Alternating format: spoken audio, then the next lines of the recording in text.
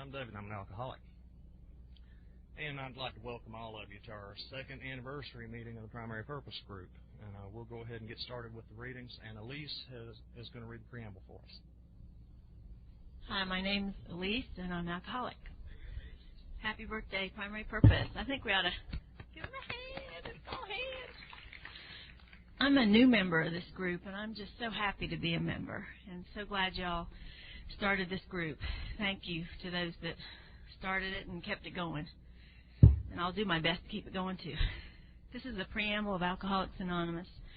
Alcoholics Anonymous is a fellowship of men and women who share their experience, strength, and hope with each other that they may solve their common problem and help others to recover from alcoholism. The only requirement for membership is a desire to stop drinking. There are no fees or dues for membership. We are self-supporting through our own contributions. AA is not allied with any sect, denomination, politics, organization, or institution, does not wish to engage in any controversy, neither endorses nor opposes any causes. Our primary purpose is to stay sober and to help others achieve sobriety. Thank you. All right, thank you, Elise. And David is going to read the 12 steps. My name is David. I'm a grateful recovering alcoholic. I just love these microphones. Nominees for Best Actor are. Here are the 12 steps of Alcoholics Anonymous. We admitted we were powerless over alcohol, that our lives had become unmanageable. 2, came to believe that a power greater than ourselves could restore us to sanity. 3, made the decision to turn our will and our lives over to the care of God as we understood Him. 4, made a searching and fearless moral inventory of ourselves. 5, admitted to God, to ourselves, to another human being, the exact nature of our wrongs. 6, we're entirely ready to have God remove all these defects of character. 7, humbly asked Him to remove our shortcomings. 8, made a list of all persons we had harmed and became willing to make amends to them all. 9, made direct amends to such people wherever possible, except when to do so would injure them or others. 10, continued to take personal inventory, and when we were wrong, promptly admitted it. 11, sought through prayer and meditation to improve our conscious contact with God as we understood Him, praying only for knowledge of His will for us and the power to carry that out. 12, having had a spiritual awakening as a result of these steps, we try to carry this message to alcoholics and to practice these principles in all our affairs. Happy anniversary to all of us. All right, thank you, David. And Mark is going to read the 12 traditions. I'm a little shorter than the rest of them. My name is Mark. I'm an alcoholic. Number 1, our common welfare should come first. Personal recovery depends upon AA unity. 2, for our group purpose, there is but one ultimate authority. The loving God as He may express Himself in our group conscience. Our leaders are but trusted servants that do not govern. 3, the only requirement for AA membership is a desire to stop drinking. 4, each group should be autonomous, except in matters affecting other groups or AA as a whole. 5, each group has but one primary purpose, to carry its message to the alcoholic who still suffers. 6, an AA group ought never endorse, finance, or lend the AA name to any related facility or outside enterprise, lest problems of money, property, and prestige divert us from our primary purpose. 7, every AA group ought to be fully self-supporting, declining outside contributions. 8, Alcoholics Anonymous should remain forever non-professional, but our service centers may employ special workers. 9, AA as such ought never be organized, but we may create service boards or committees directly responsible to those they serve. 10, Alcoholics Anonymous has no opinion on outside issues. Hence, the AA name ought never be drawn into public controversy. 11, our public relations policy is based on attraction rather than promotion. We need to always maintain personal anonymity at the level of press, radio, and films. And 12, anonymity is the spiritual foundation of all our traditions, ever reminding us to place principles before personalities. All right, thank you, Mark. One of the reasons I asked if it'd be all right if I chair this meeting is I had like a thing or two I wanted to say, and it really amounts to thanks. You know, thank you all for being here and for being part of this group.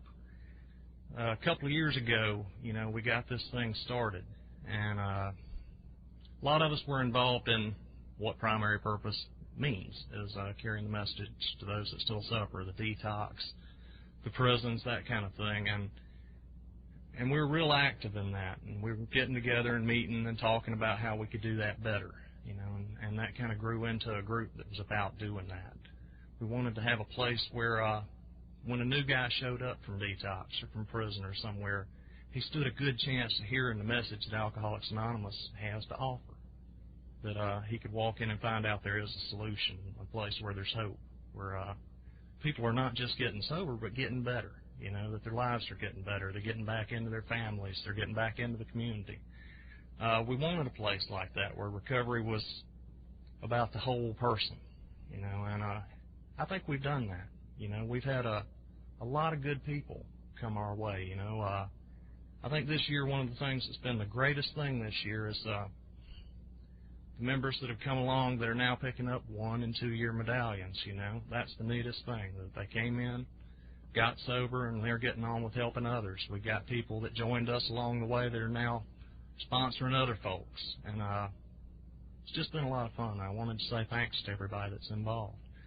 Also, you know, it takes a lot of time and effort. I'm glad we have a lot of family members here, because that's the other thing I wanted to talk about was thanks. We were in a meeting last night where we were talking about the amount of time it takes, you know, that you've been waiting for somebody to sober up, they do, and then they're off running around helping drunks, you know, and I know it takes a lot of time away from the family and away from things you might like to have at home, and I want to thank you all for the time you've given us, you know, by allowing your loved ones to help others and help us do what we do. It means a whole lot. I think that's all I need to say. I think I'll go ahead and let Harold introduce our speaker. I'm Harold, alcoholic.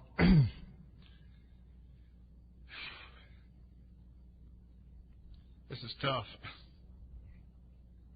Mom, I look like Dad up here getting ready to cry.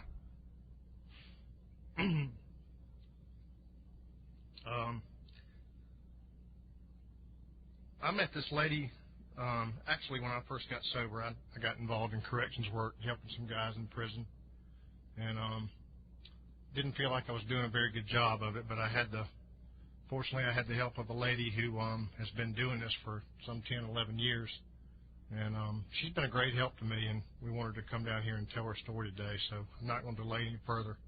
Stacy.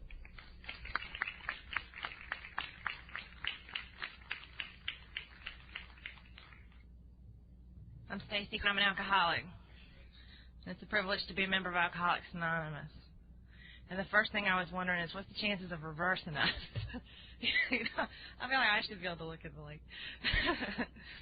It is a privilege to be here, and I'd like to thank David and Harold for inviting me and allowing me to participate in your 2nd anniversary. I think that's awesome. A lot of groups don't make it to year 2. That's pretty neat. We know that a lot of times meetings won't make it if we're not practicing traditions and principles, and it says a lot about your group to be able to make it to year 2. It really does. And this is great. The scenery is awesome, and it was a lot better than I had pictured for whatever reason. This has been wonderful, and I really appreciate the opportunity to be here with you. And what I'm supposed to do is tell you in a general way what I was like, what happened, and what I'm like today, and I'll do that to the best of my ability. Growing up, I had as normal as possible childhood. There was no alcohol in my family, although there was alcoholism. My grandfather was an alcoholic, and my mother brought all kinds of neat tricks to the table growing up in an alcoholic home, and I had just about everything I ever wanted and definitely everything I ever needed, and was just raised in church and with good morals and values, and looked pretty perfect, you know. The only things that seem to be significant enough to talk about even is the first one is that I was adopted.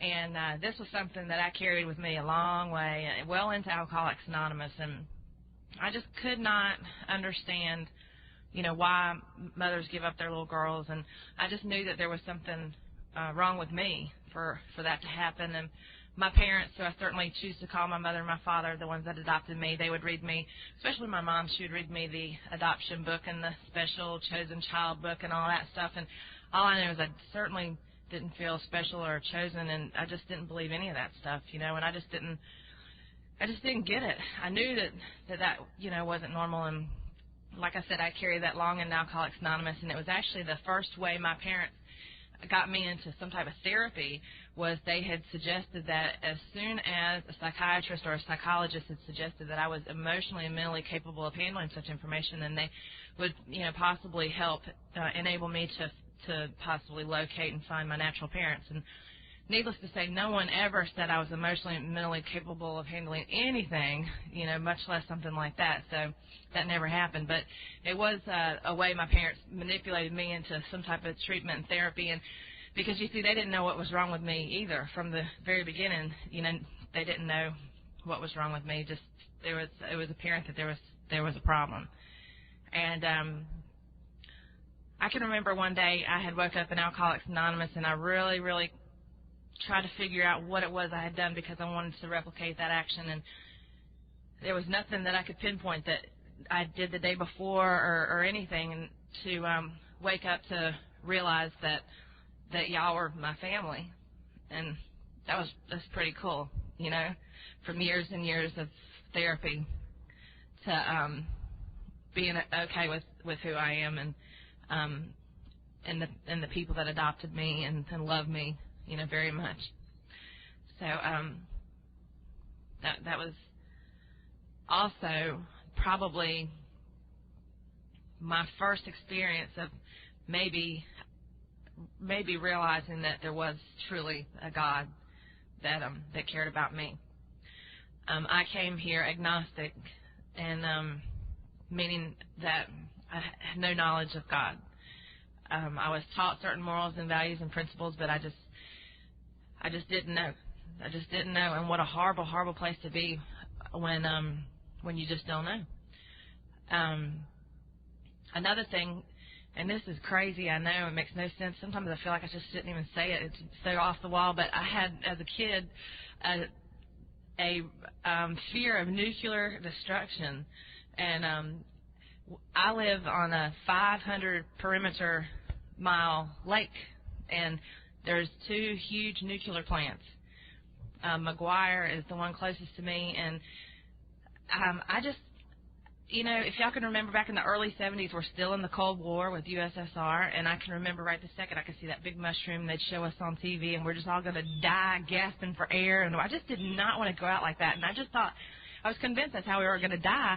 And I remember the day they put the nuclear plants on, the nuclear sirens on the road, and they tested those sirens every 3rd month on Mondays at noon.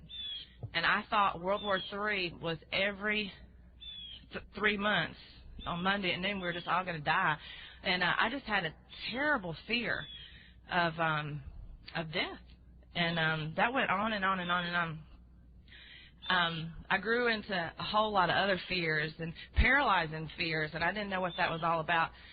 And the last thing is that is significant enough to talk about is I was a thief from the gate, stole everything, had no reason to steal anything, but I did. My dad to this day plays poker with the same old men they've been playing for about 40 years, maybe 35 years, and every Wednesday, and my reality, which is I've learned often distorted, was that if he won, the money was on top of the dresser, and if he lost, the money was in the dresser. And I have no idea where I came up with this theory all by myself, but that's why I decided. And so I started stealing the money. I'm like 6, 7, 8, 9 years old, and I have no idea what I thought I was going to buy, you know, like 10,000 candy bars or I don't know. But I just had a lot. I had a stash, and by the time I'm 9 and 10 and 11, I'm stealing out of the drugstore, chewing gum and candy, and I don't remember someone teaching me this. I don't remember seeing this. I just remember intuitively knowing that you pay for something and you steal something. I knew not to just go in there and steal it, that you had to buy something. And I don't know where this came from. It's just it was there. By the time I'm 12, I stole my first car. And sometimes I feel like I could just sit down right now, because that kind of just describes how I was. And I was, excitement was definitely something that I was seeking, a thrill. And I also found King alcohol when I was 12 years old. And I knew somehow or another I got my hands on a half a gallon of Everclear. And I don't know why I chose Everclear. I never even heard of Everclear. I don't know. But that's what I got.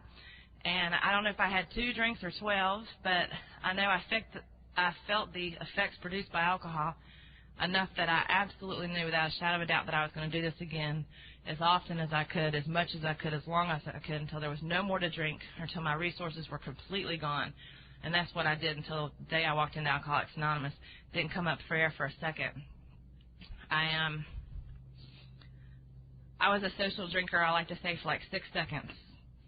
That was it. It was over. There was no social anything. I drank for complete oblivion. Every time I drank, for complete oblivion. And I have, a lot of people in my life that seem to drink for 20 and 30 years with seemingly no consequences, and that was not the case for me. I was in trouble from the very beginning with alcohol. I could have used this program at 14, honestly. Could have used it at 14. I immediately began to compromise everything. Everything in my life was compromised for alcohol. I didn't see it. I didn't see a lot until after I got sober, a whole lot. I don't even remember thinking, but maybe just a couple of times that I might even have a problem. And our book talks about that too, about after a while we can no longer differentiate the true from the false, and that was my experience so early that I could no longer differentiate the true from the false, and what was reality and what wasn't reality. And I was far-fetched from reality, our book says, and that describes me so perfectly. And I don't know, looking back today, and every time I tell my story, sometimes I just cannot believe, I don't know how you can be the person that I was and live the way I did and not be aware of the condition I was in. I had no idea the condition I was in the day I got sober, the day I got here, by any means. And one thing I was taught when I first got sober is that you never, ever have to be alone again unless you talk too long. So I have my watch here if anyone's concerned. So we won't go over, I promise. And there's a guy, he says, I have the watch here, but I really don't care. But I care. I won't go over. So I'm by the time I'm 14, I'm a mess. I'm a mess. I'm skipping school. My parents are devastated. I'm from a real small town, Davidson, North Carolina, and everybody knows everybody. And I got caught for like everything I did, My parents would get phone calls and say, "God, Stacy's 14, she's got her license already. How'd she do that?" And I'm thinking, okay, well, you need to drive after midnight, and everybody's asleep. And I was just absolutely insane. It's the only word I could use. Just crazy. And the thing that alcohol did for me right away, immediately, is it numbed any feelings that I had about anything for anybody. And I think that's what enabled me to live the way that I lived, with just not caring. I don't ever remember not going home and thinking, I wonder how my parents are feeling right now, I wonder, what they're thinking. I don't ever remember caring about how other people felt about my actions, how my actions were affecting other people. And it just baffles me that I could be so selfish and so self-centered and live that way. But that's exactly what alcohol did for me. Eventually, what happened was I said that I was a social drinker for 6 seconds, and that's honest God the truth. And I began to get to the point where alcohol, it was a daily part of my life. It was everything, absolutely everything revolved around drinking. And my parents had started, I don't even know, maybe when I was 13 years old, started going to Al-Anon and Nar-Anon and Tough Love and counseling at the church and anything and everything, trying to figure out what the problem is. And that just never, I don't remember anyone suggesting that I was an alcoholic. And they, I think maybe they felt like a lot of it was them, and if they could fix whatever was wrong with them, then maybe I would get better or something. I'm not even sure what that was all about. But they definitely took some type of responsibility, which they had absolutely no business doing, because it was all me, self-induced 100%. And I eventually got to the point where they had said that I was going to get treatment or I was going to leave, and I left. And I was like, treatment for what?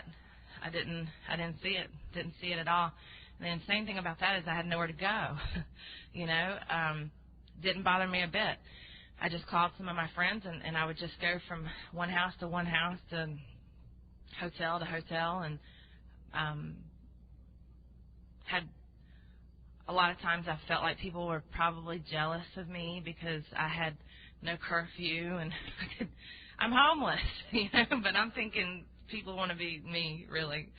And I kept going to school, and I was so proud of myself for going to school. I felt like I was doing something wonderful, great, that I kept going to high school. And I eventually had that taken away from me, too, because you can't live the way I lived and expect to be able to go to school. And I'll just give you a quick visual. There's my car, and I think 5 county cops and 7 state troopers behind it. Now, that was a scary day. So I wasn't able to finish school. And never do I remember thinking that my education has just been compromised or anything like, what am I going to do about career opportunities or anything like that. I'm just like, I don't know, it's almost a relief, that I didn't have to go to school anymore. And any and every avenue of financial resource was made illegally. I couldn't keep a job. I couldn't hold a job. I was really, really angry person. And I probably can't even imagine this, but I was constantly fighting, getting kicked out of bars for fighting. I'm like 17, 18 years old, and I'm not even supposed to be drinking in there. I had fake IDs, of course, and I was kicked out of school so many times for fighting, always for fighting.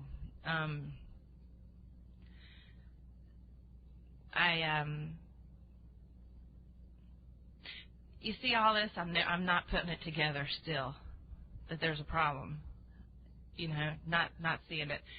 Now, when I was like 13, 14, 15, I don't even know how old, I told you I started doing the therapy, and that eventually became a requirement to live there, that I'd have to do the family therapy every other week or something like that. We had contracts, and I'd have to sign the contract, and I just absolutely could not keep up with any contract or follow the rules. I just couldn't do it. But anyway, so I left, and I had no idea what I was getting myself into, and I had no idea. I really, really had things good living with my parents, and now I'm just I like to call myself a free spirit. I can do whatever I want, whenever I want, as long as I want, and that's what characteristic of what an alcoholic.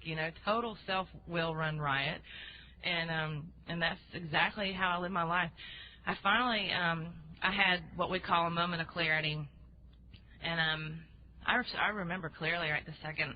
I was watching these kids. I don't know why. I was just watching these don't even know where I was. I was watching these kids. They're all walking in a little straight line, and they're kicking each other and biting and doing what kids do. And I thought, oh, my gosh, if I could be 6 years old one more time, and I wouldn't turn out like this, and I would not be on this road, and I'd be a good kid, and I'd be a good sister, and I'd go to school, and I just wouldn't be like this. And then my very next thought would be, you need a drink, I've totally overreacted again. I overreact all the time. And then I would go drink, and I'd be off and running 3 months before I'd even consider some different lifestyle. But I did have one, and I evidently called my parents in blackout a lot. And I'd call and say, I want help, and then I'd call them back, and, a month later or whatever, and they want to know where the help, question went to, and I'm like, for what? Still not putting it together. I had another one of these moments of clarity, and I had done what I needed to do to pass. I told my parents I had been clean and sober for 3 months, and it's the only time I'll mention it. I kind of have to at this point. I did do every drug there is under the sun except for like one that I can think of. But this is Alcoholics Anonymous, and I don't talk about that here out of respect for the traditions. But I have to say it at this point because I had agreed to take a drug test and a breathalyzer at any time, any hour, if they just please let me come home. And I realized today what happened was I ran out of resources, and I was tired of running for just a minute, and I needed to go rest up for a second. And I had the same choices, the therapy and and I can't live up to that. I think I lasted. I'm not sure. These are things I don't even ask my parents about today. But I think I lasted like 40 days or something before I was caught. And I can remember one time going and taking one of these tests, and they didn't even ask me to. I just figured I'd go take it so I could go get drunk, and that made sense to me that I would go and that they would think they'd be proud of me for volunteering this test.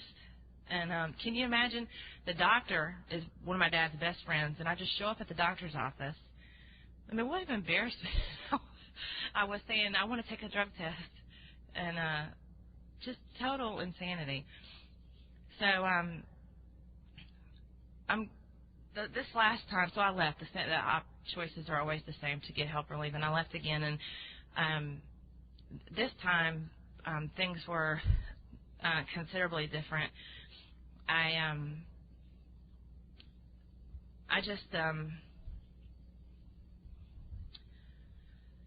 never like talking about this part of my story, because that third. So there's a promise, the 9th step promises about how we don't regret the past or wish to shut the door on it, and that's my toughest one, my very, very toughest one, because there's some things I'd do different. You better believe it. There's some things I would not have done, things I would change if I could. And I'm not talking about robbing people or robbing places or any of these horrible things like that I did, or getting caught with $30,000 of hot firearms. I like to sell hot guns, stolen guns. I thought that would be a good way to make a living.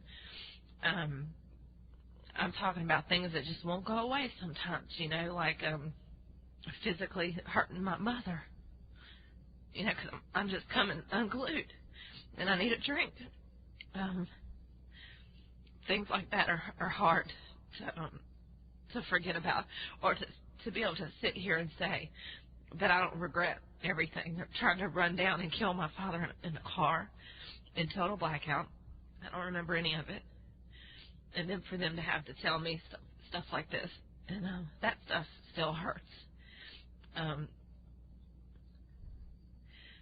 And I compromised every moral and value I ever had for a drink, and to live the lifestyle that I lived. And Harold, I am so much worse than you. I'm such a baby. I'm sorry. So when I tell you that for me to be sober today, that it's a privilege to be a member of Alcoholics Anonymous, gosh, that's an understatement. You know, I ended up, I'll just say that, get sober, I ended up in an institution in Louisiana, and I was there for almost my first year of sobriety. And it was good for me. It's what I needed. I needed to be told what to do, when to do it, how long to do it. And it was not a DOC facility, a Department of Corrections facility. It was like an alternative. I don't know if you have a place here in South Carolina like this, but it was like an alternative to jail for a lot of people. And the bottom line is that there was a whole bunch of fruitcakes up in there, and I was one of them, you know, right there in the middle. We were all so crazy, and we weren't all alcoholics. We had every kind of disorder you can think of. You know, we were just all crazy. That's what we had in common. And I was there, you know, my first year, and when I left there, I didn't know what to do or where I was going to go, or once again where I was going to sleep. And it was the first time in my life ever do I remember not having Plan B. I'd always had Plan B. But I went to Alcoholics Anonymous, and I went to a meeting, and I just did what I'm doing right now. I cried and cried and cried and cried. I told those people I didn't know what I was going to do or where I was going to go. And I want y'all to know I didn't stay one night on the streets. And back then, before I got sober, I never knew of the homeless shelters and the soup kitchens, and I had never even heard of places like that, which is a good thing, because that would have carried me a long way, I guarantee it. But I didn't have to stay in any of those places. A lady took me in the very first night, and her name was Donna, or is Donna, and she taught me a lot of things. And the first thing is she said that this is the fellowship here at this meeting. This is the fellowship, and she showed me the big book, and she said, this is the program. There's 2 different Alcoholics Anonymouses, and you need to know the difference.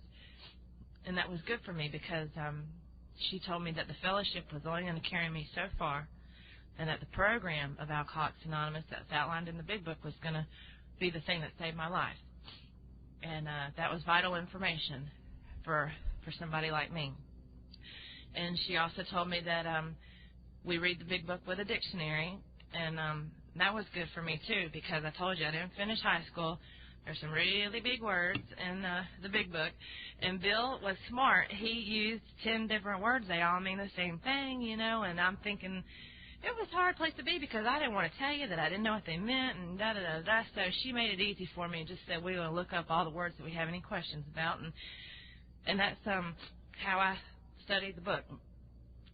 On Wednesday, the first Wednesday that we went out, that I was out of there, she took me to jail, to a meeting, and, you know, I was a little hesitant. I was thinking, here we go again, basically, you know, and didn't really want to go, and didn't know what to expect. And she didn't ask me, would you be interested in service work or anything like that? She just said, get in the car, we're going. And we ended up in jail. And I just thought that's where the meetings were. That's where, I didn't know. And people come on a different night, perhaps. I didn't know. And I loved it. And it amazed me.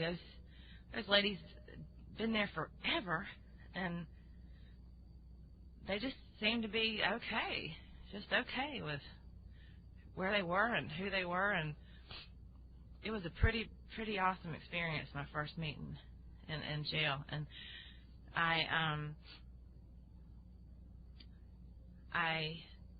just kept doing what she said, whatever she'd say. And I tell you, it took me about 3 months before I had my own place to live and a car and a job. And I mean, things went uphill really, really fast for me.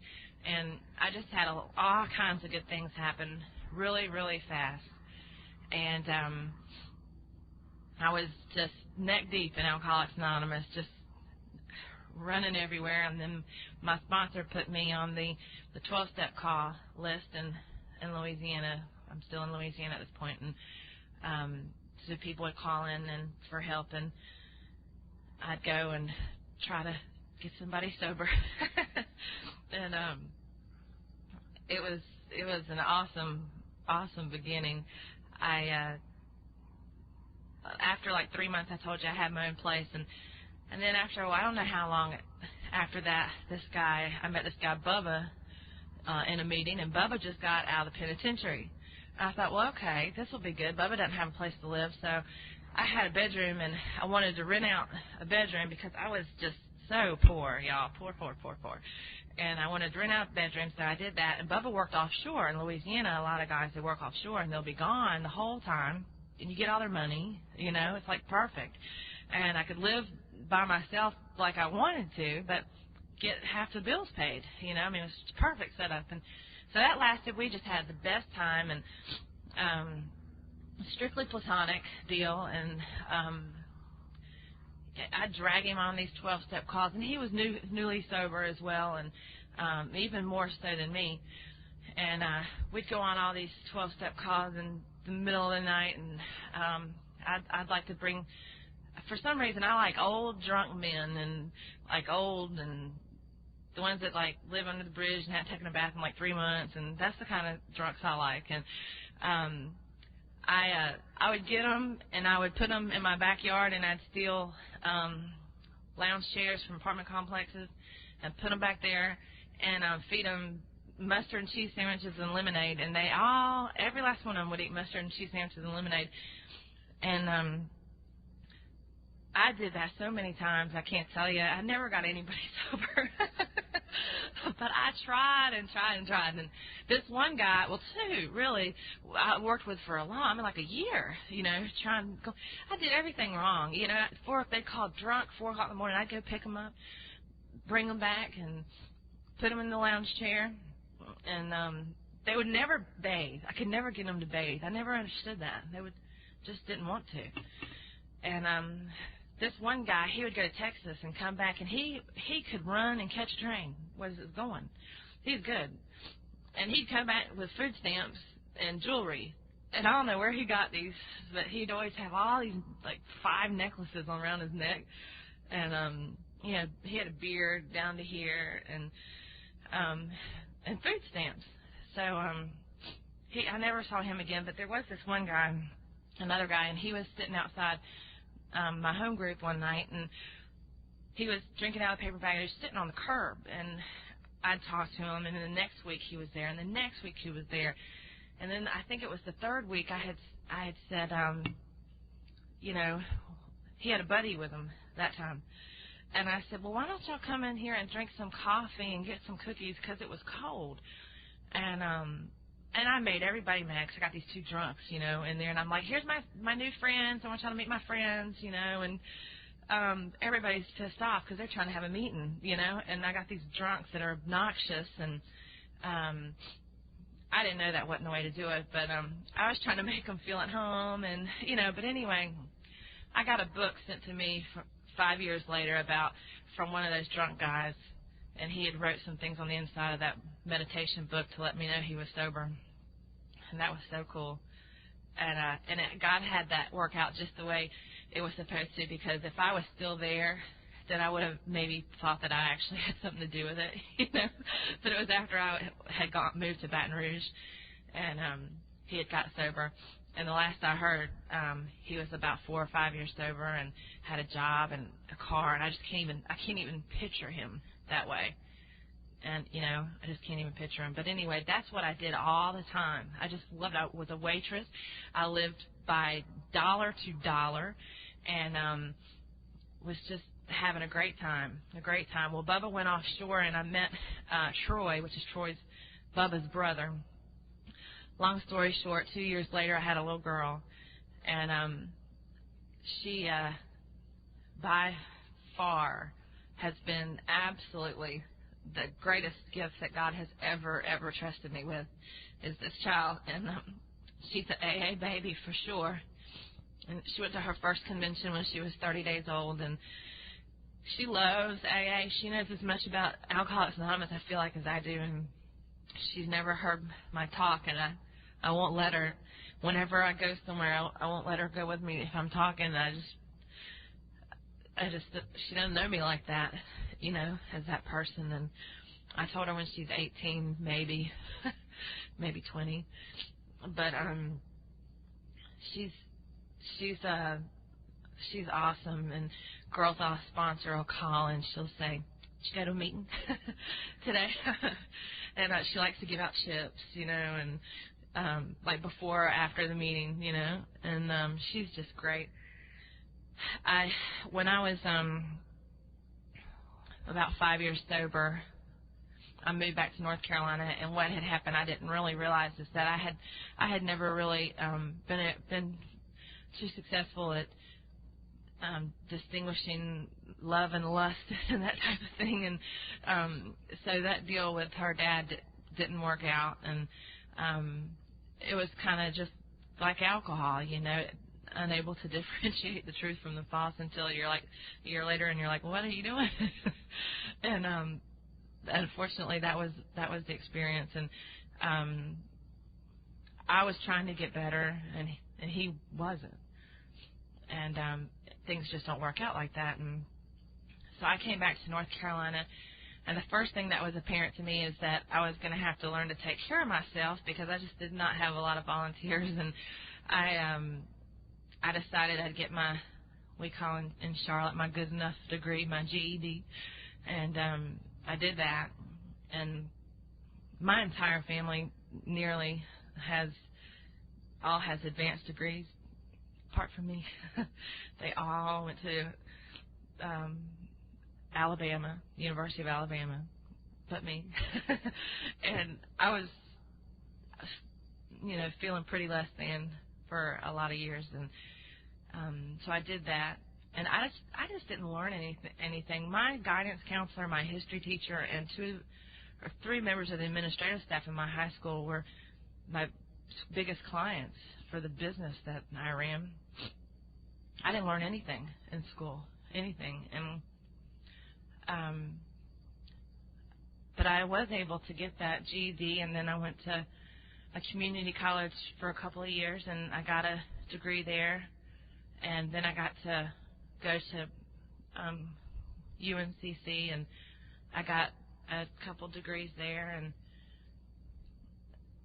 that's a long way from homeless, y'all. And what I found out is that I can do and go absolutely anywhere I want to go, as long as I'm a sober member of Alcoholics Anonymous, that any and all my dreams can come true. And it didn't matter how smart I was or how smart I wasn't. I made A's in statistics, and who knows statistics, right? Can you believe that? I mean, it was just about me being willing to do something about my life, just being willing to show up, and I never really knew that I could, and I say that me and God could do that type of thing together. And it was really hard, though, because the whole time I was on food stamps and welfare and Medicaid and everything that I was embarrassed about and despised about people I felt like were using the system and things like that. And it was horrible, because I'm thinking, I know how to make $1. It's not like this. And trying to remember that we can't live the way we used to live if we're going to keep what God's given us today. Can't live, you can't break the law, that's what I'm trying to say. And so I don't know how I did it. I swear I don't. My sponsor would just tell me to put one foot in front of the other and suit up and show up and keep helping the next person and make your bed. It used to make me mad, make my bed. Why do I have to make my bed? I didn't understand what that had anything to do with anything. And I understand today that when my house is clean, I feel clean. That makes sense. And the other thing when I moved back here was I found a jail right away, Mecklenburg County Jail, and I started taking me.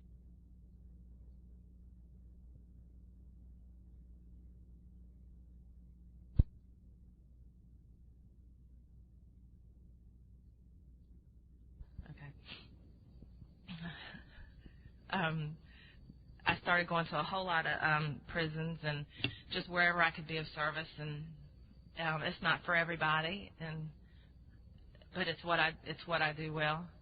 And today I go to Albemarle Correctional, and it's a maximum security gun camp, and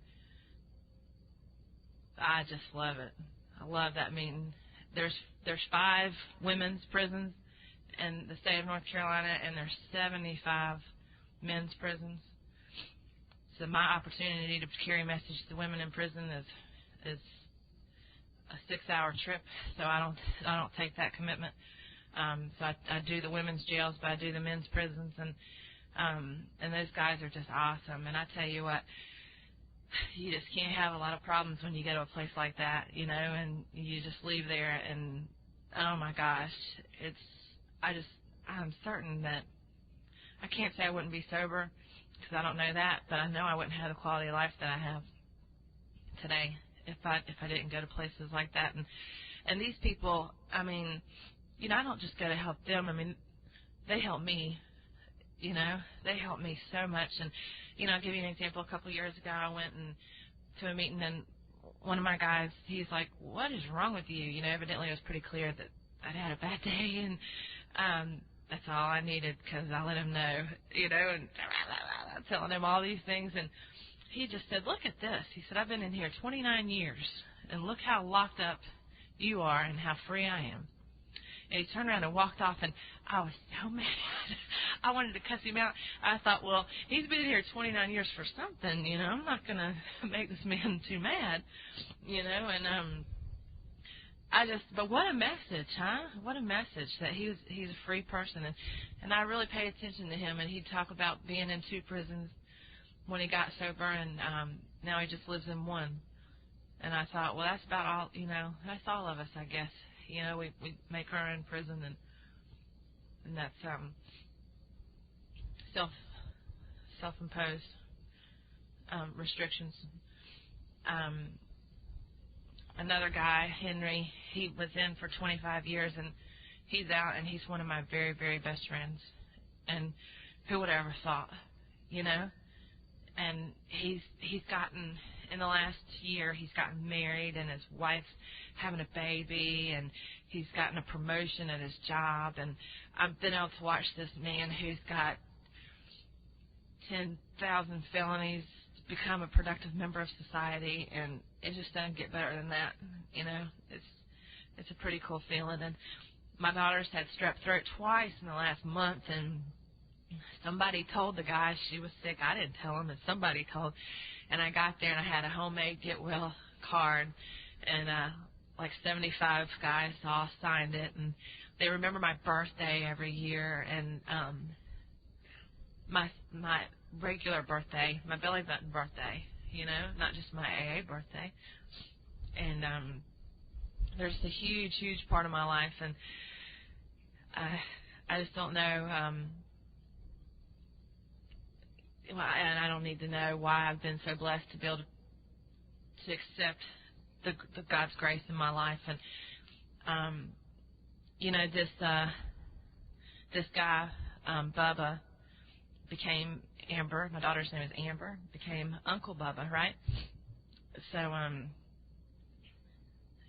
he's Amber's favorite uncle, and he was in and out of AA, in and out of prison, in and out, and he could never get it together. And I was sponsoring this great grandma And I never understand why this great-grandma wanted me to sponsor her, you know, and we had nothing, it didn't seem like, I don't know how I was going to, we just lived completely different lives, you know, and, but I was taught you never say no, ever, ever, ever, ever, and so, I go pick her up, she didn't drive, you know, I go pick her up, bring her to AA and stuff, and her daughter was murdered, and I went to court with her every day. We'd go to court, and I tell you what, you talk about powerless. That was a new experience because, you know, we like to be able to help people or at least say something. And I had absolutely nothing to say that was going to make the situation any better, you know, like, it's okay, this too shall pass. You know, no, this was not going to be okay, you know. I mean, it was a new experience. I just didn't know what to do. And, what happened about 6 months later is Uncle Bubba was murdered, and every time I think I'm helping somebody, they seem to be helping me, you know, because she taught me how to put one foot in front of the other, and you don't drink no matter what, and you just keep going, and that's what we did, and Amber didn't understand why she couldn't say goodbye, or of course, she doesn't know what happened. Her father had told her that he was in a car wreck, and I just left it at that. And but she didn't understand. And we would do a lot of things, like we'd bury notes, you know, and they'd go to heaven that way. And we'd get balloons and tie messages, and we did that for a real long time. And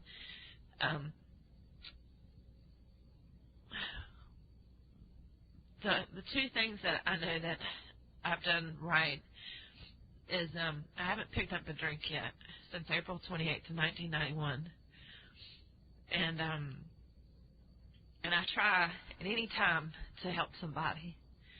Now, absolutely everything else is questionable, but I've done those two things pretty good, I think, and I sponsor a lot of people, and I'm absolutely in love with Alcoholics Anonymous. It has not changed my life. It's given me a life, and I just absolutely didn't have one before. I had one of those deals. I wasn't even allowed on my parents' property because I was breaking and entering, and I had my license taken when I was like 16 and a half. They were gone or something. I don't even know. Maybe 17, and I was going to get my license back, and I needed my birth certificate. So I decided in my logic that I needed to break in my parents' house to get my birth certificate. And I guarantee you my parents would have given me my birth certificate, but this is, you know, the sense I'm making out of this is that I just need to break in. So they were none too pleased with me, and I was not ever allowed on the property. I mean, this is the condition I left to go to Louisiana. You know, I burned them time and time again, over and over again, broken promises. And today, my dad calls me every day, at like 6 o'clock in the morning, every day. My mom, I talk to her about every other day. I'm good with that, every other day. I'm a daddy's girl. And we have the best relationship. You just wouldn't believe it. We have absolutely the best relationship. And there's just such a big part of my daughter's life, and it's just awesome. It's such a good deal. But I will tell you, it took me 5 years, long years, to build trust back with my family. And we get sober and we think we've done something miraculous, and we want to be congratulated, and all we're doing is acting like a normal person, you know. And so it took a long time to be able for them to trust me. I could go on forever and tell you what AA has done for me. My daughter Amber and I it's still just me and her, and the neat thing is that God's enabled us to have everything that a two-parent family would have, and we're really lucky. I've learned to be financially responsible we own a house, and I've got 2 cars, and all of those things that it says that things will materialize if we work for them, you know, and that's happened for me. I have an awesome job. A couple of weeks ago, I was in a meeting with all these big wigs and these vice presidents, and I'm thinking, they have no idea. I have them all so fooled, you know, if they only knew. And I'm thinking, what am I doing here with these people, you know? And it's just crazy that I have just been able to have this life this way. It's just, it's a privilege to be a member of Alcoholics Anonymous. It truly is, and I'm gonna sit down now, because like I said, I could go on forever, but I know y'all are ready to go. And thanks again for inviting me. I really appreciate the opportunity to celebrate with you, and God bless.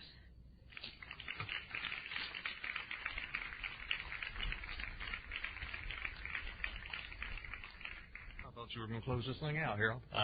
Okay. We like to close by remembering the 12th tradition, long form. And finally, we of Alcoholics Anonymous believe the principle of anonymity has an immense spiritual significance. It reminds us that we are to place principles before personalities, that we are to actually practice a genuine humility. This to them, that our great blessings may never spoil us, that we shall forever live in thankful contemplation of Him who presides over us all.